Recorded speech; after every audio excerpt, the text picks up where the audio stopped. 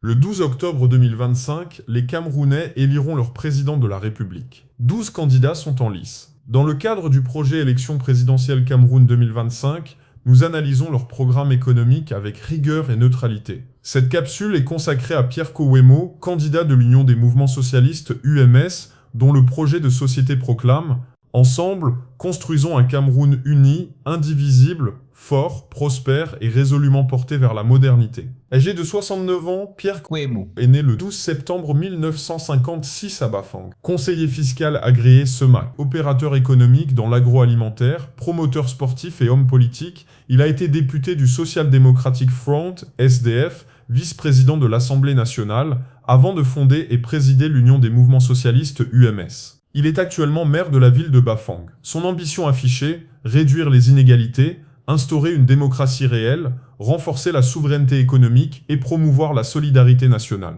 Le volet économique de son programme s'articule autour d'un principe central, consommer ce que nous produisons et produire ce que nous consommons. Sa vision repose sur plusieurs piliers, souveraineté économique, sortir de la dépendance aux importations en développant l'industrialisation locale et la transformation des matières premières. Protectionnisme ciblé, favoriser l'import-substitution et protéger les industries locales. Surtaxer certaines importations afin de donner de l'oxygène aux entreprises locales. Mettre fin à l'exploitation exclusive par les étrangers de nos ressources minières et renforcer la valorisation locale. Appui aux entreprises, soutenir les PME nationales et moderniser les infrastructures de production afin de stimuler la création d'emplois. Dimension sociale, éducation et santé pour tous, protection de l'environnement, redistribution des ressources et richesses nationales, lutte contre la corruption et valorisation du Cameroun à l'international. Le volet économique du projet présenté par l'UMS n'est pas très structuré. Les éléments présentés ici ont été compilés à partir du site internet de ce parti et des prises de parole publiques de son candidat. Cette vision est centrée sur la valeur ajoutée de la transformation locale. Elle est pertinente pour sortir notre pays de sa dépendance aux importations et susciter la création d'emplois industriels.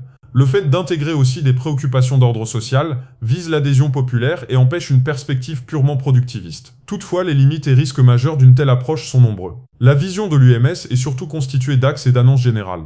L'absence d'évaluation chiffrée et de plan d'exécution a pour conséquence de maintenir cette vision au rang de simple orientation politique. Un plan économique opérationnel lui fait défaut et suscite plusieurs questions.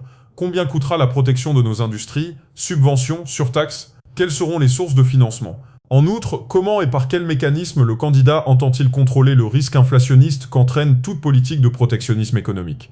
Car si l'offre nationale n'est pas immédiatement suffisante, une hausse des prix des biens sera inévitable.